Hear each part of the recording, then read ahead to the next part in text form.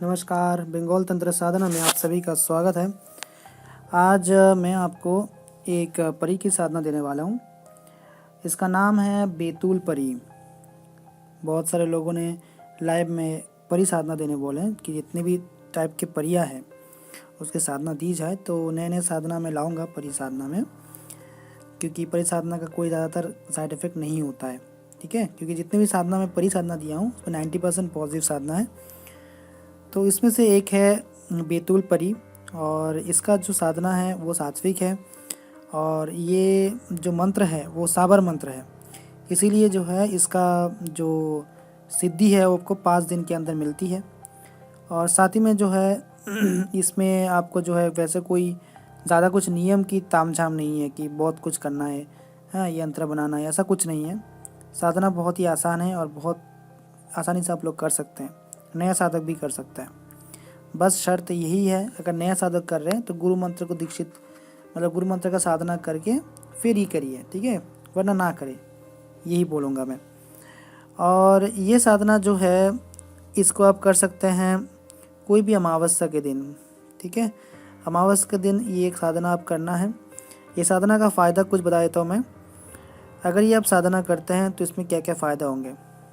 इसमें ज़्यादातर आपको जो है ये भूत भविष्य वर्तमान तीनों कालों का गति रखता है ये परी। तो इससे आपको सट्टा का नंबर क्या होने वाला है, किसी के बारे में कुछ चीज़ें जानना हो तो आप जो है इसे जान सकते हैं। ये इतना पावरफुल है। साथ में इसमें एक रासायनिक जो गुण है, मतलब जो तंत्र में जो रासायनिक तंत्र होता है ना, उस सारे जो विद्या है इसको आती है। साथ ही में ये षटकर्म में बहुत आगे है, ठीक है, बहुत जल्दी षटकर्म करती है और शत्रु से आपको बचाते भी है, शत्रु का मारण करती है। तो ये इतना पावरफुल है। और ये जो है ये अगर साधना आप करते हैं तो इसमें जो दिव्य वस्तु होती है जो परिलोक में होती है वो भी प्रदान करती है। और अगर आप ये सिद्ध कर लेते हैं तो अगर आपका सोचिए मृत्यु हो जाता है तो आपके पुस्तकों को भी ये फल प्रदान करती रहती है। इस टाइप की परी है। तो मैं बोलूँगा इस सब शक्तियों को आप अगर आप चाहते हैं कि आपका मुक्ति हो जाए तब सिद्ध करिए, मतलब उसको विसर्जन करिए, वरना उसका विसर्जन ना करिए। इसका जो है आप पुस्तक को दे सकते हैं, लेकिन आपको देना पड़ेगा। ऐसा नहीं कि आप चले गए अचानक, ठीक है ना, आपको उनको देना पड़ेगा, जैसे हम लोग ट्रांसफ़र देते हैं वैसे करके। तो ये चीज़ है। और ये साधना में विधि विधान बता दे रहा हूँ। करना है अमावस्या के दिन, ठीक है। माला रुद्राक्ष की ले सकते हैं या केक की लेना है, संस्कारित करके लीजिए। और इसमें जो है सामान वगैरह मैं बता रहा हूँ। वाइट कलर का कपड़ा रहेगा, आसन वाइट रहेगा। इसमें एक पात्र में आपको जो है चावल लेना है। चावल में आपको जो है सिंदूर जो होता है वो आपको मिक्स कर लेना है, और उसके मिक्स होने के बाद वो चावल लाल हो जाता है, राइट। तो वो चावल को फिर आपको रखना है और बीच में एक गोला बनाना है चावल के बीच में, ठीक है, राउंड बनाना है। और उसके बीच में कोई भी एक चांदी की अंगूठी हो, ठीक है, नॉर्मल सोने की हो, कोई भी अपना अंगूठी अगर घर पे होता है तो वो अंगूठी को वहाँ पे रखना है, ठीक है। ये नियम है। ज़्यादातर हम लोग जो साधना में देते हैं अंगूठी नॉर्मल अंगूठी रहता है, सिल्वर का भी हो सकता है, तो वो अंगूठी में शक्ति को बैठा के देते हैं। लेकिन नॉर्मल अंगूठी इसमें साधना जब आप कर रहे हैं तो ना दे सही रहेगा। तो उसमें क्या होता है, आपको साधना उसको कर रहे हैं तो चांदी की देना तो बेस्ट है, या फिर सोना का हो, या कोई और धातु का भी दे सकते हैं, लेकिन ये दोनों सबसे ज़्यादा मतलब ये है प्रचलित है। और इसमें जो है आपको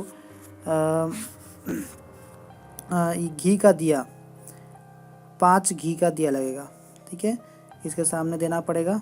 भोग अगर नैवेद्य की बात करूँ तो जो मिठाई वगैरह का हमारा नैवेद्य रहता है, जैसे हम लोग पूजा में देते हैं, तो हर दिन वैसा ही नैवेद्य देना है। तो वैसा कोई शर्त नहीं है कि आपको यही देना है, कोई भी मिठाई वगैरह में कोई भी नैवेद्य आप दे सकते हैं। तो ये आपको जितने भी दिन साधना होंगे हर एक दिन देना है, सेम टू सेम। अगरबत्ती लगाना है, ठीक है, अच्छा सा, और अच्छा सा आतर लगाइएगा, सुंदर सा फूल का, कोई भी जूही फूल हो सकता है या फिर कोई रजनीगंधा फूल, कोई भी एक अच्छा सा फ्लावर का आपको जो है लगाना है। ज़्यादातर रोज़ का फूल का जो है अतर आप लगाइए। और फ्रेश होके आपको बैठना है। गंगा जल या फिर कोई अगर मिट्टी में करे तो चक्कू से आपको जो है सुरक्षा घेरा लगा लेना है। ठीक है। सुरक्षा घेरा मंत्र आपको पता है, जो 16 मानी सुरक्षा घेरा मंत्र है वो वाला आप लगा सकते हैं, तो वो बेस्ट है।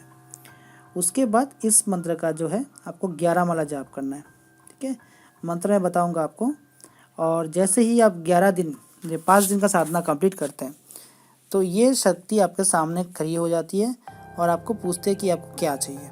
तब आपको जो है नॉर्मल 3 वचन आपको पता है, तो वो वचन आपको लेना है और फिर जो है इनको जैसे आपने जो अंगूठी दिया था अंगूठी में भी बैठा सकते हैं, या फिर उनसे अगर पूछेंगे कैसे बुलाना है आपको तो वो बता देगी, या फिर कोई सामान देगी जिसके द्वारा आप उसको डायरेक्टली बुला सकते हो जब भी अब उनको ज़रूरत पड़े, ठीक है।